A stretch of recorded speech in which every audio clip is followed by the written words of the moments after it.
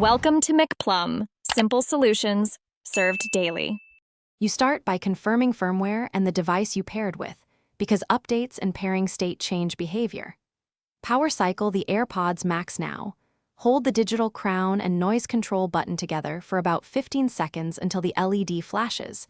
That resets many transient issues. While that runs, visually inspect ear cushions, mesh headband, and the smart case for tears, corrosion, or debris. These physical checks often explain audio dropouts or charging problems, so don't rush past them.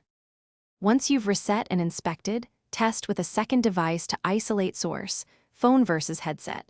If you have a Lightning to 3.5 adapter, try wired audio to rule out Bluetooth radio faults. Next, run a full charge and note how long it holds. Battery decline looks like short run times. Then unpair and repair after clearing Bluetooth cache on your phone and disable other nearby Bluetooth devices to eliminate interference. This sequence helps distinguish firmware, battery, or radio issues. To finish, perform a factory-level reset. Unpair, then hold controls until LED changes and set up again. This reinstalls core settings. If audio or fit issues are physical, replace cushions or the headband. These are user-replaceable and restore isolation and comfort.